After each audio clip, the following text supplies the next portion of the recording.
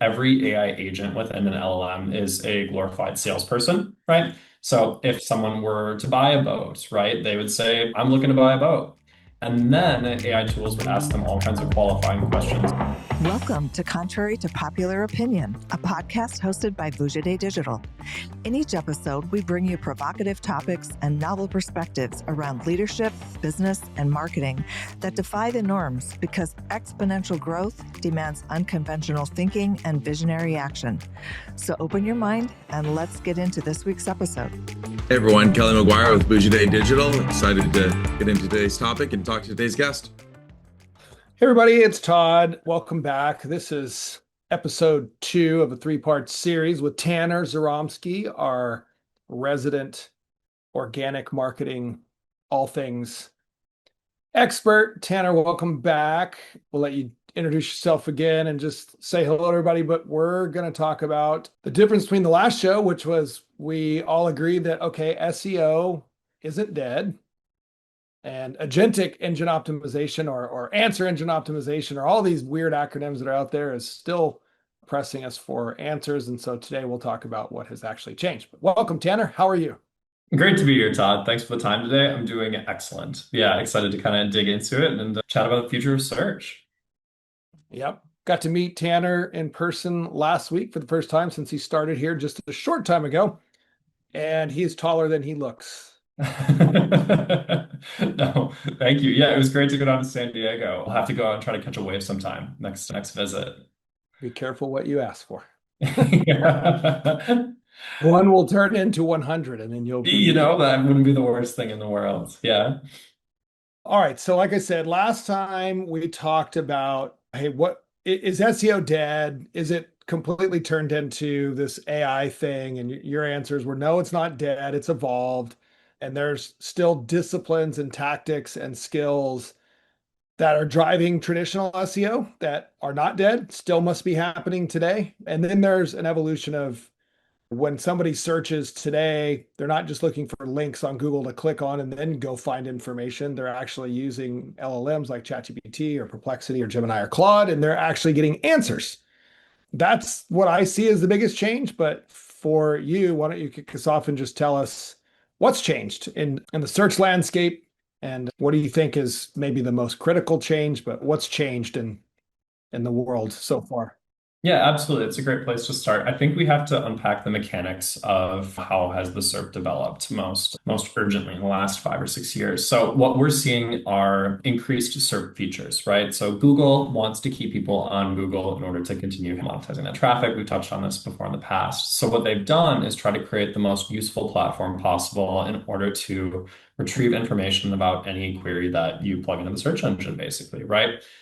With that, we are seeing it, like I mentioned, new SERP features around AI, maps, things to know, forums, video, short form, you name it. Google's basically layering in all these different result types in a effort to produce the most accurate result possible. Now, what does that mean for organic specifically? First and foremost, we are seeing reduced click-through rates, right? So people are retrieving the information that they're looking for without going onto the website because of this kind of principle of Google producing the best result possible. So that's the first thing to consider: lower click-through rates, some lower organic traffic on different keywords. We also see increased ad presence. We see it more at the top of the SERP results as well as integrated into the actual site links. I see ads occasionally. So there's kind of this dual thing happening where they're monetizing more traffic while also keeping people on platform longer. So those are the two core principles that are driving the architecture for Google's most recent changes, as well as how people are interacting with that.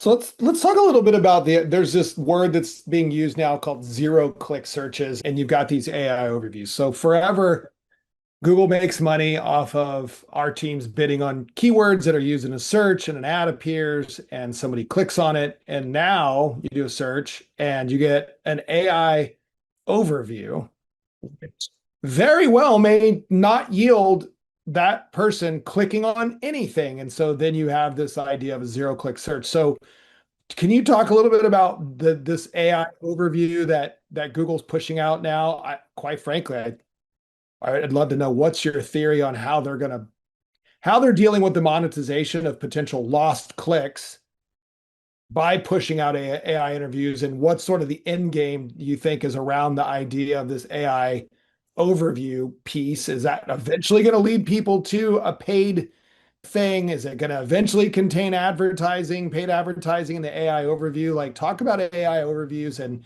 I guess this terminology, zero click searches.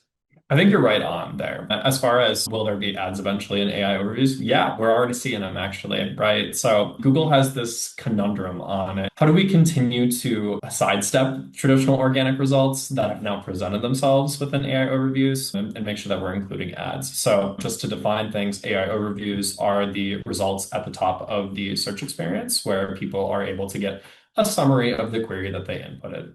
We first saw these roll out for very informational type searches where people are looking for definitions or tidbits of info, if you will. But, more recently, we're starting to see AI overviews expand to a broader set of queries. They're starting to show up for commercial queries or qualitative searches, like what is the best X, Y, and Z, right? So that is now presenting Google with a challenge of, okay, how do we continue our monetization efforts? In the past, we saw AI overviews first, ads second. Now we're seeing ads first, AI overviews seconds, and then AI overviews with ads, right? So there is definitely this dance going on of how do we present that information. But what businesses have to consider is the intent of those searches, making sure that we pre-plan for what our customers might search, and then being proactively present within those AI overviews for ideally commercial queries. But if you can consider your funnel and think about what someone would be searching from an informational standpoint, making sure you're there as well. Kelly, you head strategy for everything we do and for every client we work on, whether that's a small regional bank or a global publicly traded enterprise level company. What's going on in your mind relative to conversations you may have been having with our account leads and client side people and folks? What are you hearing? What are they? I'm sure you're hearing fearful conversations about, oh my God, what are we doing? How are we addressing this? And how is search? You're on reporting calls where maybe search campaigns are being talked about, where maybe clicks are down or whatever. So in your world, from overarching guidance and strategy of investment management of client funds, what are you thinking about when you hear all these AI summaries and ads and zero click and all this stuff? Yeah, I mean, I think fundamentally search has always been about how do we use paid dollars to make sure that we influence the discoverability of our clients, right? When someone is in the need of something, whether they're searching directly for the client or they're searching for the category the client's in or something that the client can possibly serve, how do we become discoverable and how do we direct that traffic or activity or attention to the client? And that's always been the balance between organic and paid. That's always been the argument between are we in first organic position and therefore we should just let them come to us, or should we control our destiny and pay for that positioning? And I think that the disruption to the journey, your question around how do we use client dollars to continue to elbow our way into that user journey and that discoverability and make sure we don't miss out on opportunity and that we capture what we can ultimately monetize for the client needs. It does bring a few questions that I'd love to get your perspective on, Tanner. So two big things come to mind. You said the SERP results and sort of the structure of the way that Google is presenting information. And there's two elements of that I'd love to go into. The first one is if that sentiment and that thinking changes at all in a heavily mobile versus desktop environment. I would imagine that the mobile experience and the way that the results are being presented. I know a lot of times when I use Google on my mobile phone, and a lot of it, I'm not even reading it. It is now speaking it out to me. There's an audio element and a structuring to that that's really interesting to think about on there. Wait, so are you saying when you do a search on your mobile device on Google, you're getting an audio answer? Yeah, by default, Google typically will read the AI overview summary to me. I don't get that. How do you get that? Maybe you need an Android. No way. Stay with Apple. Sorry. That's an Android thing. So hold on. Let me pause this right there, Tanner, before you answer that. Kelly, we're talking now, you're getting an audio answer of the AI overview. Yeah. So when I do a search, it's not for, it's in more research type context. I don't know that it's necessarily for product. Like if I was specifically searching for a product, I'd have to test this.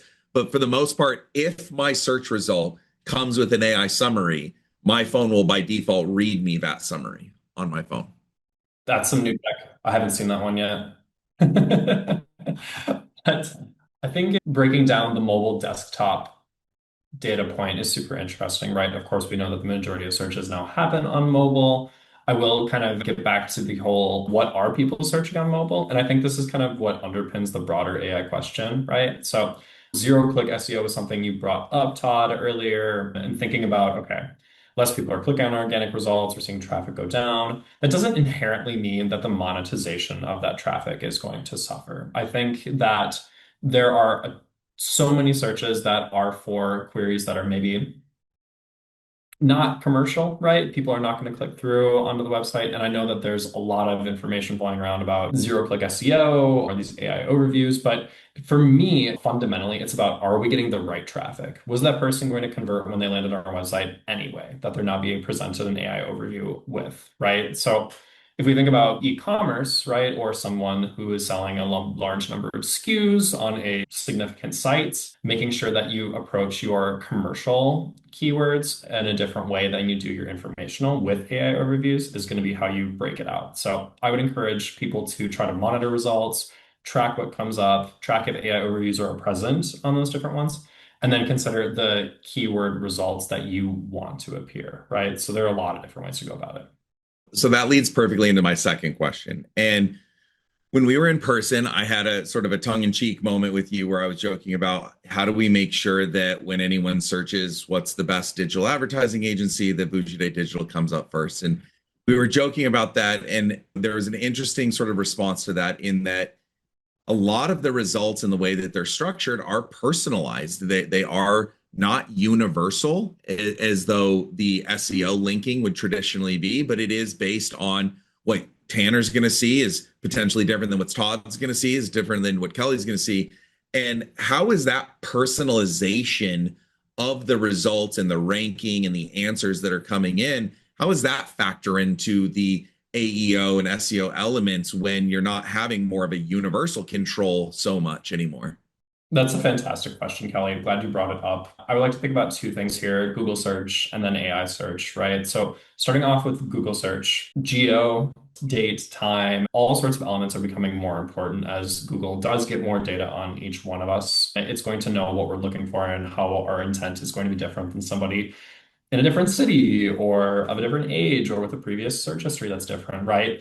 They're going to factor those things into the type of searches that the search results that appear for that person. And I think trying to consider understanding more about your customer profile, who's doing the searching, what are your targeted demographics, what's your total addressable market? Having those questions ready before you try to build your SEO organic strategy is essential.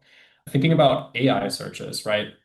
And the thing that I think most people should try to consider is AI agents have a log of all of your previous searches, right? They know what you're researching, they know what you're working on, and each one of those, previous conversations you have are factored into future results, right? So all of the information you give it is then computed into each result that you get, creating a hyper specific experience that is far removed from what Google first was as an index, right? Phone book almost of search results. So making sure that you curate your strategy around what are potential related searches or the demographic information of your customer is going to be paramount moving forward. So essential.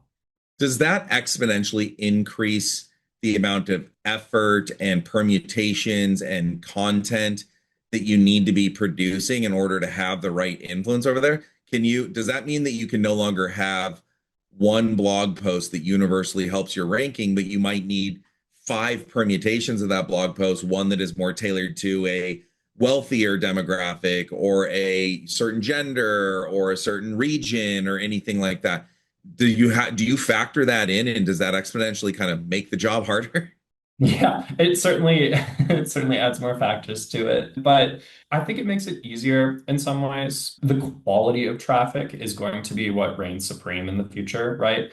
And being able to know your customer, know what they're searching, and then build your strategy around that, I think increases the quality of your traffic. We see that bounce rate is lower for traffic from ChatGPT. We see conversion rate and purchases are much higher from tools that are large language models. There's a trade-off, right? It's not so much a yes, no. It's a yes and. Did you just say conversion rate has gotten higher from complete? What did we go back to that? Because one of the questions I was going to ask was about just commerce and shopping in general. I'm trying to just think about my own user behavior. I find, and this dates back to, gosh, Kelly, you remember ZMOT, the zero moment of truth that Google came out with like in, I don't know, 2010 or 12 or whatever that was, which was a takeoff of FMOT, which is what Procter and Gamble coined as the first moment of truth and when somebody understands what they're going to buy. So when we think of commerce, I, as a focus group of one, now I do use either the AI preview from Google or ChatGPT or whatever. I get a lot closer to knowing exactly what I want to buy and ready to buy it because of that stuff. That's sort of the AI intelligence behind my shopping research. So as a result, as a consumer, I'm clicking on maybe less sites looking at products. I don't know, let's say I have a boat, right? Let's say I'm looking for a chart plotter to make things complicated for anybody who doesn't know what that is. I might have clicked on a bunch of different marine sort of e-commerce sites, maybe some brand sites, and gone and read a bunch of stuff about the product, and they would have gotten maybe my email or whatever. A lot of different stuff like that could have happened. That would have been my normal customer journey. Now, I might go to ChatGPT and have a whole lengthy conversation about the best chart plotter system out there for my needs. And it very well might be telling me, hey, you should go with Ray Marine. And then I just go directly to Ray Marine's website because I know exactly what I'm looking for and I just buy it. That's a radical change in customer shopping behavior. So is that all changing like super radically for brands today? Well, Todd, let me take that one step further before Tanner jumps in.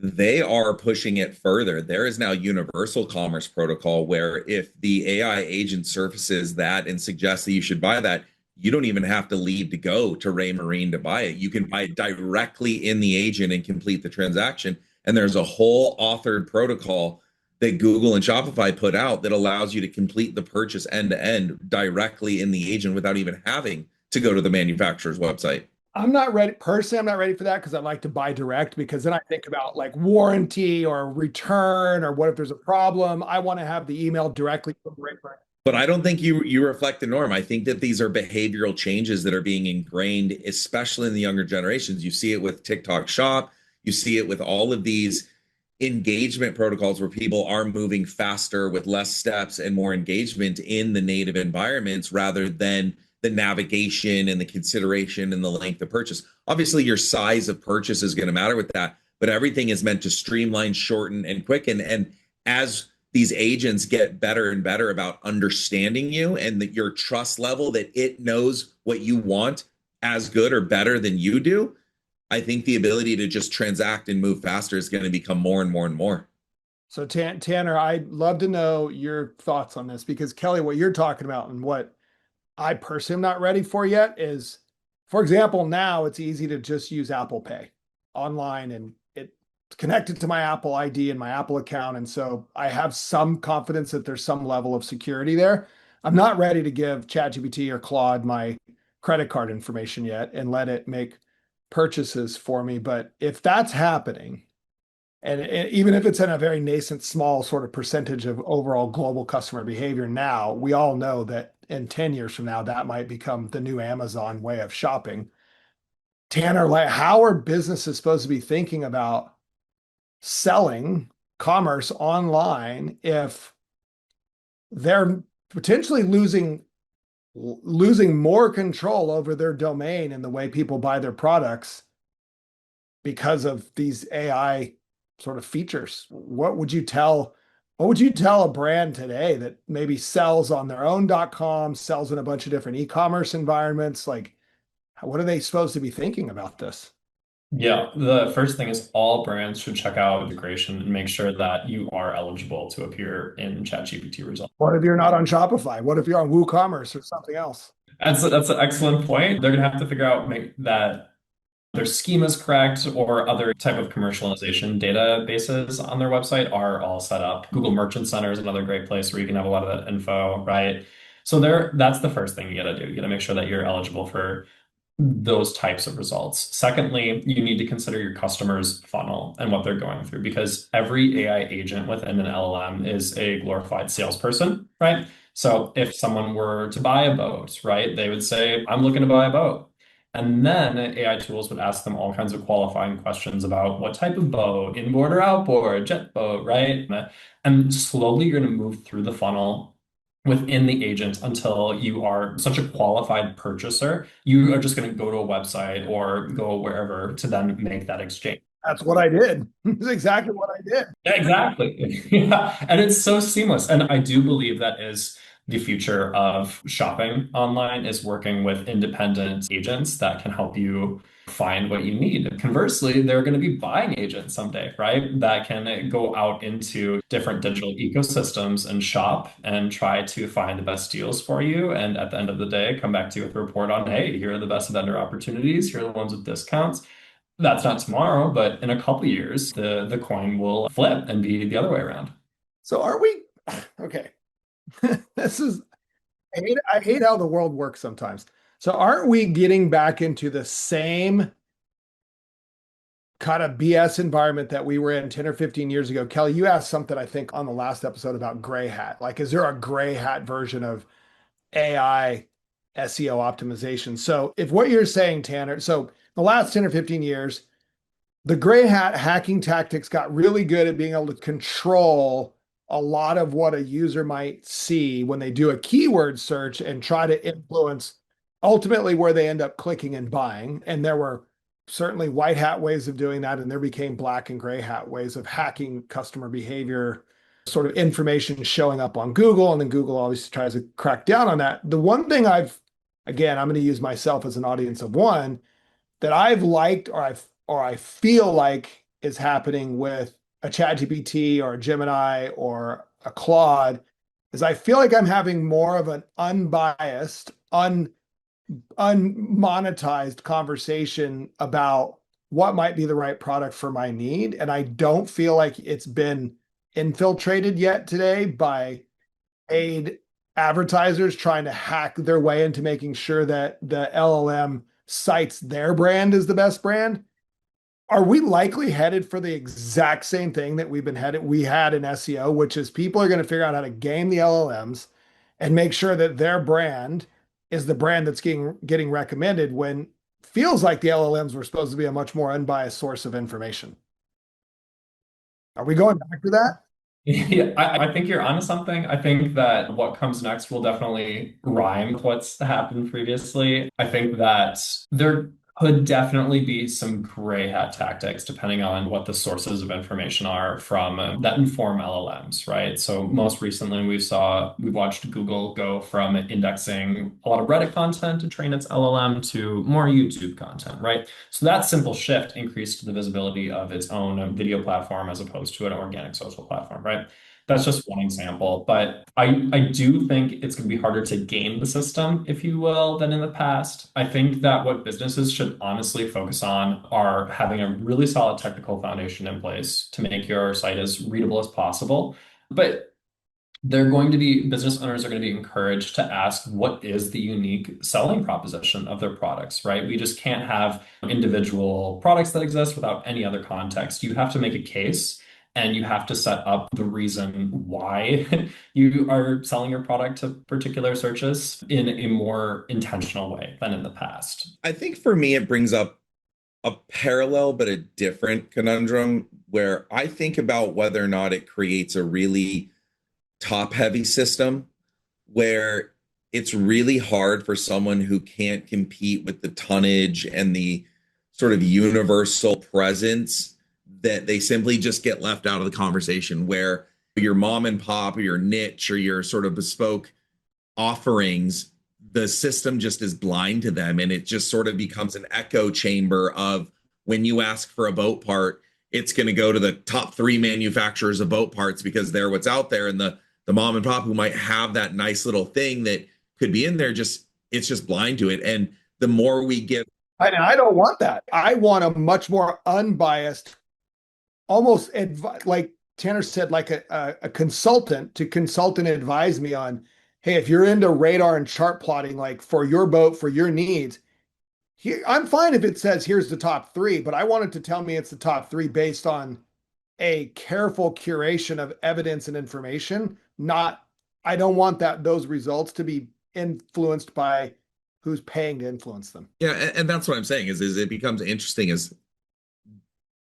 can the systems distinguish between quality and quantity when inherently quantity has historically indicated quality to systems like that, right? So again, I worry about the more you sort of give over your autonomy and sort of your human decision making and curiosity into a system that just says, tell me what I should buy, it creates convenience and speed, but is that at the sacrifice of consideration set and openness to discovery of interesting and unique new things that maybe get left on the periphery?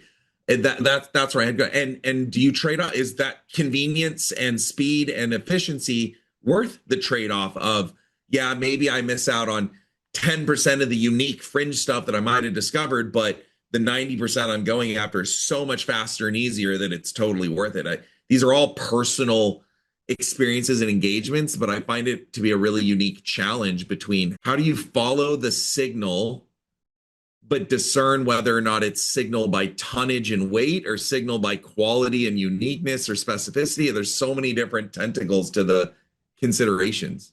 Have either one of you made a purchase at all or recently already in your life through an AI, not necessarily making the purchase through the AI platform like a ChatGPT because you gave it your credit card, but have you made a purchase where all your research was done through an LLM and that left you with it knowing exactly what you wanted to buy and you went and bought that thing? You didn't do any other research on the open internet, if you will. Have you? I just did it today. What did you buy? Can you say what you bought? I can, yeah. So my daughter's starting kindergarten and she has to have a tablet for that. And I bought an expensive tablet for that. And I did all of my research around the case to buy for that tablet. So I put in, it's a kid's laptop, the model number, what it was, the use cases, what I wanted, the color schemes, everything. It gave me the top 3 choices. It went through. I looked at sort of the features in it. I iterated in Gemini for it. And then I landed on the one that I ordered today right off of all of that research. Wow. Okay, Tanner. Yeah, that just screams organic content to me, right? So on that tablet case, right, web page, you need to have those specs, right? You got to have that information so that way it's pulled more seamlessly through into AI tools. Yeah, it had to tell me it was rugged. It had to tell me it had a screen protector. It had to tell me that it was good for kids. It had to tell me what color options it had, if it had a shoulder strap. There were very unique things that made those options what I would ultimately uniquely need for my audience, my use case, and my desired specifications. And that's what it curated it down. And keep in mind, this is in a space of tablet cases where I shouldn't say I only did, like I did buy it based on my AI agent. That's where I ended up. But I also looked on Amazon first. I looked at Best Buy first. I looked at a few other things. And there were so many options to choose from that I defaulted into, I need to have a conversation with artificial intelligence to describe what I need to pick, because otherwise there's 1,000 different options ranging from made in the USA to China to Temu and everything in between. And so I was like, rather than me pick and choose and read every product detail page, let me just throw in all of the things I care about and narrow this thing down. Kelly, how if you just went with the LLM research and purchase, how much time did it save you time, or would it save you time, and how much, like as a percentage of time, what would you guess? It would have saved me a ton of time. I had already started on one website where I was like, I don't need, and I literally ended up being like, I don't know if I trust this provider. I like their product, but then I went and researched it. It had a bad review on Trustpilot. I was like, oh, maybe I'm overpriced. And then I looked for a discount code. Like there's a whole interactivity. But by taking it into Gemini and a straight agent, I could all just do it in one streamlined interface really fast. Wow. All right, let's start to wrap up. So Tanner, I got a rapid fire for you. Again, Kelly, you can jump in on this, but before we get to that, I mean, I am just blown away at the perplexity of the consumer shopping journey that we just talked about, because if we're going through that, obviously everyone else is going through that. And here we are as fiduciaries of advertisers' money, and now we are supposed to figure out how people are buying our clients' products and services when we just described a whole bunch of radical new ways that people are using AI to even think about buying products. Todd, before you jump to the rapid fire, I actually have one more question I really wanted to ask Tanner that'll be relevant in this. The flip side of this, I'd love to have your perspective. There's a fear of mine that there's a dark side of the sentiment and the weight where I'm curious how much you think that ratings, reviews, and reputation play in. And knowing that rankings and reviews often skew towards the negative, you get so many less people that'll take the time and energy for a good experience, and you'll get so many more people that want to complain. And that is, we've seen, has been weaponized. We've seen it on Yelp and other things where people want to review bomb things and boycott things and all that. Do you have any thoughts around how that sort of tooling and risk can exist? I mean, imagine a small entity that wants to sell and all of a sudden they get bombed with bad reviews and there's a concentrated kind of brute force effort on it. Does that just kill a business? Is that even recoverable? Yeah, it takes a lot of work, of course. Digital reputation management is the whole strategic name for that line of services, where essentially what you have to do is go out and figure out, what is your digital footprint? Are you happy with what customers are saying online? Are you okay with the reviews that are out there, right?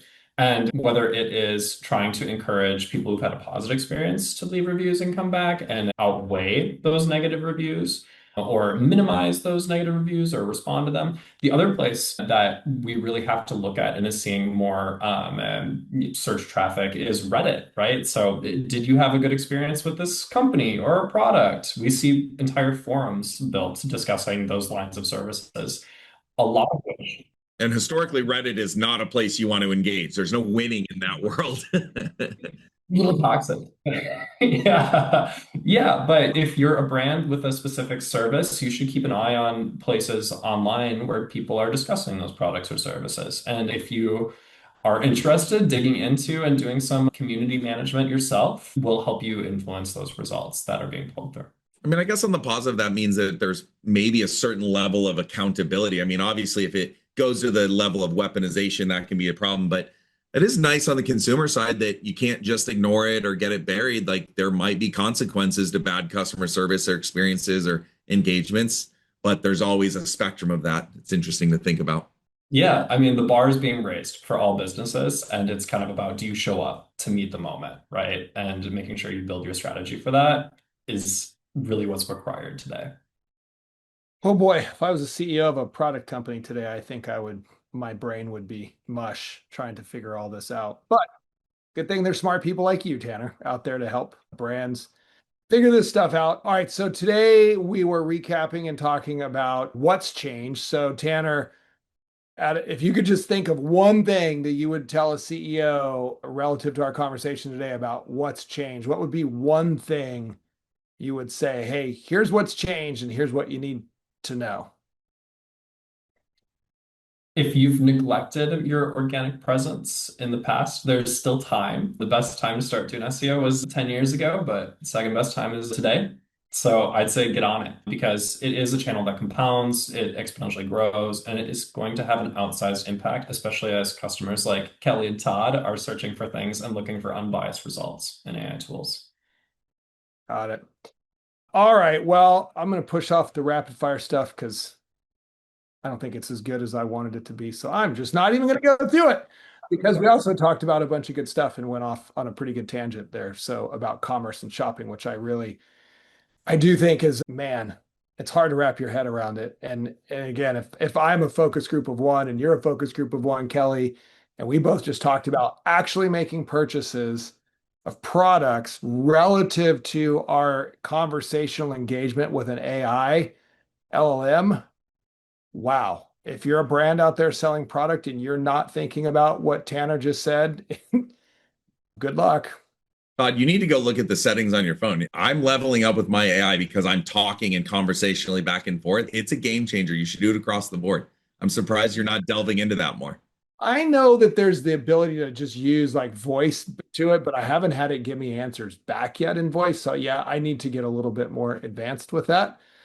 I just have to stop working on chart plotters on sailboats and then I can do that. It creates this strange stream of conscious conversation where you think through it, and it took me a little bit of time to get used to it, but yeah, once you really go back and forth and you kind of really converse with it, it changes those dynamics in an interesting way, and I found it in a very efficient way. That makes me think about something. Note to our producer Lou Ray, there's a really curious psychological phenomenon that could be happening there, Kelly. If people are starting to talk to their AI agent, actually talk out loud into a microphone on their device, and it's talking back to them. My daughter, who is in her senior year of brain science studies in psychology, I wonder if we have her on what her academic commentary would be around that, because that's wild and wacky if you think about the larger sort of humanitarian psychological shift of that. I don't even know where to begin trying to unwrap or unpack that. But maybe we'll put a note on that one to our producer and we'll come back with that show in another episode and dive into psychological brain sciences and the wacky world of talking to your device and it talking back to you. And that could actually inform how you buy products or services. I guess Amazon Alexa does that now, but I don't use it that much. All right, folks, thanks fellas for another insightful chat. We've got one more episode coming up in this series. We'll be joined by Fernanda Ford, our Senior Director of Google and Google Products and Services, who works alongside you, Tanner. And I know you've got some things to sort of pick her brain about and get her to chime in on the paid side of this. So that'll come next in episode 3 of this 3-part series. Happy Monday. Have a good week. Talk to you fellas soon. Thanks for listening to Contrary to Popular Opinion, where we challenge you to think independently, push the limits, and take uncommon action so you can achieve game-changing results in your business and your life. To stay up to date with our latest episodes, be sure to click the follow or subscribe button now. Thanks again for listening. See you next time.